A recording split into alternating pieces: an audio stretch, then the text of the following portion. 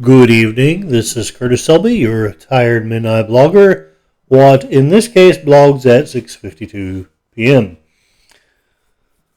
I'm taking a break from the Ryan Walters series because some things at work and also some things in my past are causing me to have some difficulties that I want to share with the community in the hopes that possibly these difficulties I'm having will also resonate with you, and hopefully some of the answers I am attempting to find will also be helpful to the community.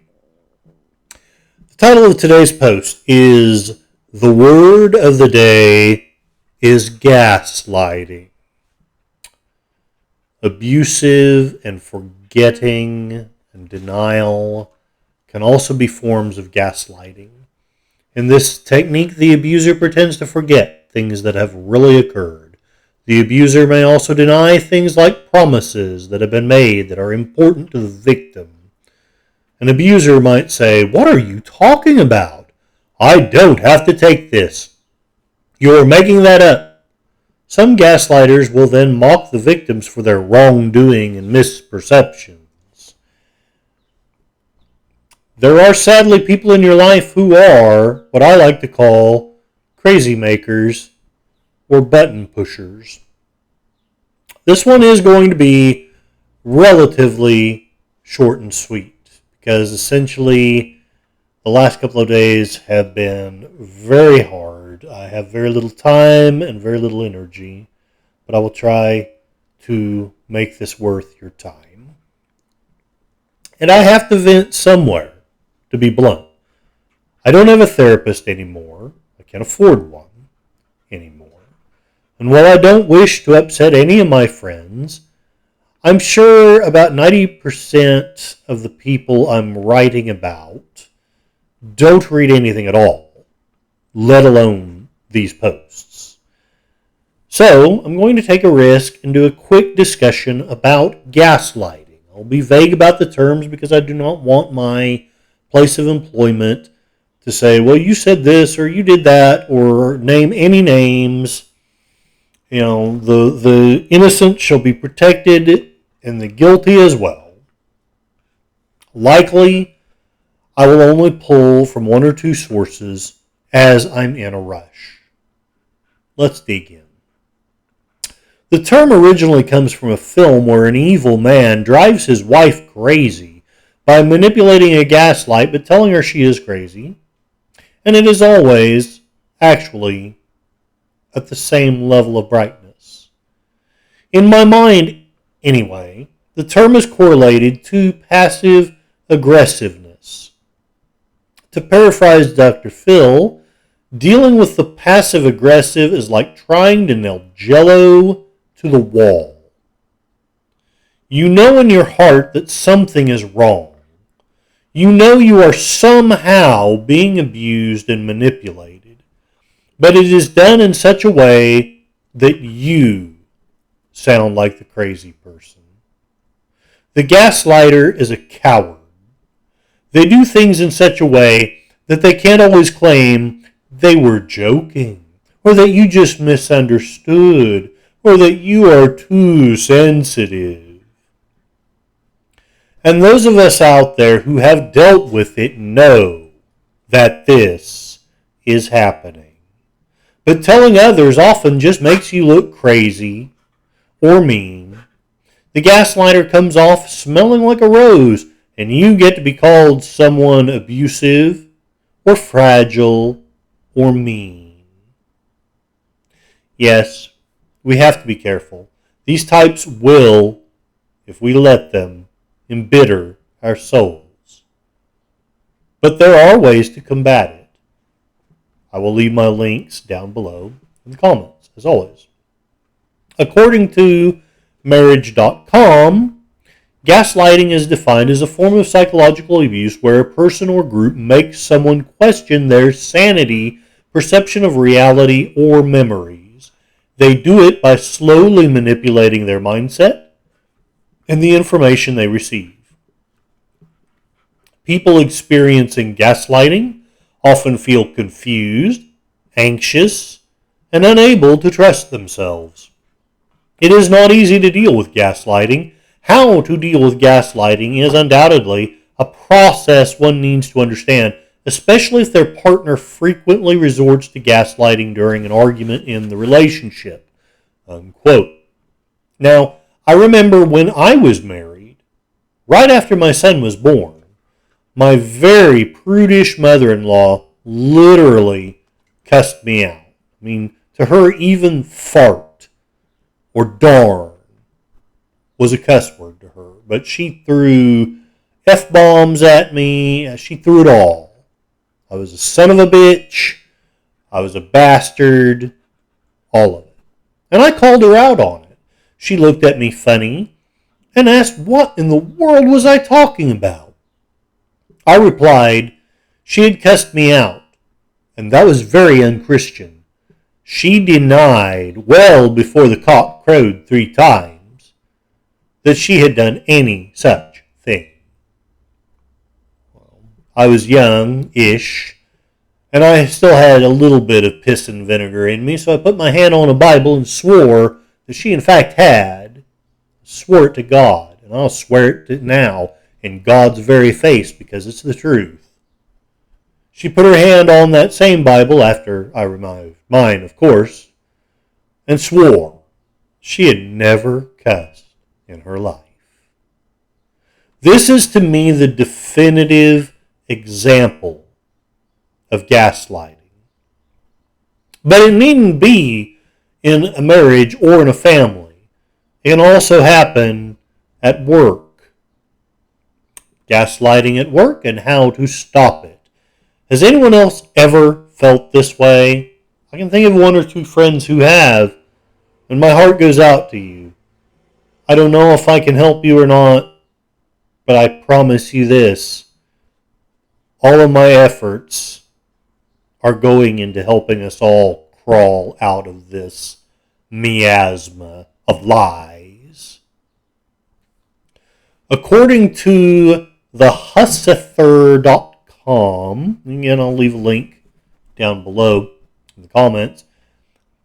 We have listed a few examples a gaslighting personality type would display in the workplace. These encounters could occur vertically between a manager and employee and horizontally between employees. 1, they point out ways you are unreliable. This way, you see, they have, at least in some cases, some truth. And because they have some truth on their side, you, as a fair-minded person, are willing to listen to their lies. 2, make fun of your work. I don't know how many times I've had people come by, oh, your work is so easy. I'm going to guarantee you there's only 2 people I would admit to outworking me in my entire life. Just 2. And the rest of you, unless you have sold 65 pallets of Pepsi in one day or run 7 Black Friday sales, I don't even care to hear it. I don't care to hear it. 3, telling frequent lies, causing confusion. As an example of this, somebody at work has been doing some things and I've been told that, well, it's justified because they work part-time. And then somebody else comes along and tells me, no, they don't work part-time. I bring that up because somebody, and I don't not know who, but somebody's lying. Either that or someone is very badly mistaken. But I smell a rat. I suspect lies. I just don't know who the liar is. Number 4, inability to handle feedback. In my current situation, I am expected to handle the feedback. And I'm willing to take it. But nobody around me seems to be able to handle any feedback. I own my mistakes, and I defy any of you to find a time when I have denied anything I did wrong for more than maybe 30 seconds before I came to myself and admitted my mistake. Can you say the same? 5. They project to people a false higher image of themselves. Can we all say Napoleon complex? Not as funny as Napoleon Dynamite, I guarantee you. Number 6, they always need to one-up you. And I will own that often I can seem like this is something I'm doing. Now, at the risk of seeming like a gaslighter myself, I promise that's really not what I'm trying to do. Most of the time, I'm just trying to connect with you. I'm trying to say, I understand the pain you're going through because I went through this over here. But I'm learning that all too often, that comes across as one-upmanship. But the gaslighter, there's no coming across. That's what they're doing. They're better than you, and you better know it, and you better admit it. Number 7, sabotage your efforts to succeed. I don't even know that I need to comment on this one.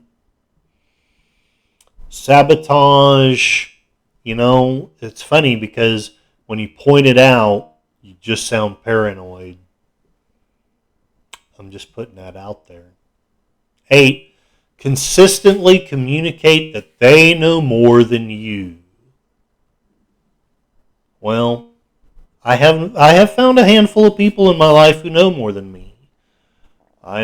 One of my better friends, nearly my best friend, has 150 IQ. I think, you don't need to act all arrogant about what you know. Not around me. 9, take zero accountability for their actions. I'm not even going to comment on that one. 10, appear confident, but they're actually extremely insecure. I will own that my confidence is not great. But of course, that's one of the reasons why I'm actually the target of gaslighting. See, bullies, they smell that lack of confidence. And sometimes, all too often, politeness, kindness is confused for weakness. I'm not going to comment further on that. See, I don't want to go too deeply into the situation. I've probably gone too deeply into it already. I don't want to have any uncomfortable visits with any of my managers for saying negative things about my job. But, some things are going on that I suspect are gaslighting. And no, I'm not saying that it's exactly prevalent. Maybe I am overreacting to it. Maybe I've been overly emotional to it. But it's going on. What do we do about gaslighting? On the Listen to My Son, George Bruno podcast, I was listening and I asked about it and received the advice of 1, staying calm, and frankly, I got to admit, I've already failed at that. I'm trying to do better, but I've kind of come pretty close to losing my crap over this stuff. 2, have a meeting, and that won't happen. I think my direct supervisor would probably have the wherewithal to attempt some kind of a dialogue, but I doubt if anyone else involved would care to do that. And even if they did, reference back to all these gaslighting strategies that they would attempt and probably succeed at, because most of us are not equipped. We don't know how to handle it. We're tired, and they're not. They worked half hours, 4-hour days. You've worked 8, 10, 12-hour days. Guess who's tired? And when you're tired, you don't think as quickly as the well-rested gaslighter. Lastly, the advice I received was to look for a new job. will not comment any further on that, except to ask, is all of that good advice, or any of it, or none of it? Please leave comments below. For my money, George Bruno is one of the best YouTubers out there. The show I listened to when I can catch a breath of his is called Listen, My Son. If you have half a brain, and you like pina coladas, and you like beards and intelligence, check him out. He's, if nothing else, he has a deep timbre in his voice. He has a unique perspective. I can sense he's very intelligent, very experienced, very witty. I respect the heck out of him. And he's been very kind to me on his live streams. So there it is. If you get a chance, when you're not listening to mine, or you're not listening to Red Dirt D&D, check out Listen, My Son. I'll leave a link down below. So, what are the answers? I ask because, frankly, I do seek answers. While I think I have more experience with this than the average bear, both in the negative column of having allowed some people to beat me down, and in the positive column of overcoming, to a limited extent, some of the gaslighters in my life, I know that my answers and my strategies have been far from perfect. I know eventually I left my ex-wife, and that was basically as close to an answer as I could get in that situation. But specifically, and especially in the context of work, what can you do? Husather.com recommends, if you have noticed all the above signs of gaslighting, it's important you immediately recognize it for what it is. Trust your gut. You know if you are not being treated how you deserve to be. If you are still questioning yourself or your manager's behavior, then ask a coworker if they have noticed any of this gaslighting behavior as well. Side note, yes I have. And side note, yes, a handful of people have noticed. Not many, I'll admit, but enough that I don't question my sanity. I question the sanity of the people who don't see it. Back to the quote. Ensure that you have policies and procedures in place to deal with these kinds of situations. Unquote. In my experience, corporate America not only has no policies or procedures to deal with this, they frankly reward this kind of behavior. That is my experience. Comments are welcome. Disagree with me if you like, but I'm telling you, 30 years of corporate experience, and there are no policies or procedures anywhere I've worked, and there are quite a few of these people who are rewarded, not punished, for their bad behavior. I honestly think Bruno's advice is better.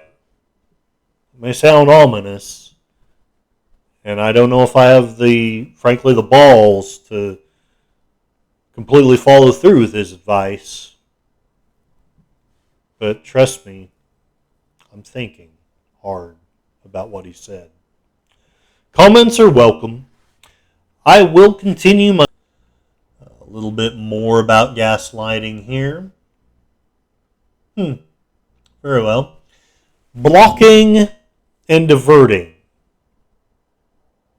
are gaslighting techniques whereby the abuser again changes the conversation from the subject matter to questioning the victim's thoughts and controlling the conversation. Gaslighting examples of this include, I'm not going through that again. Where did you get a crazy idea like that? Quit bitching. You're hurting me on purpose. But no, they're hurting you. And make no mistake, it's on purpose. It's intentional. It's thought out. I'll admit, from a satanic point of view, it's actually very elegant and artful. I hope you enjoyed the podcast. I hope you learned a little bit from it. I know I really wasn't very funny. Sorry about that. But I will try to put out something hopefully Monday-ish.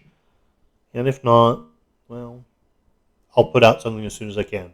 Ryan Walters and his obsession with porn. Can we say latent? And that is the Tired Midnight Blogger. I hope you have a wonderful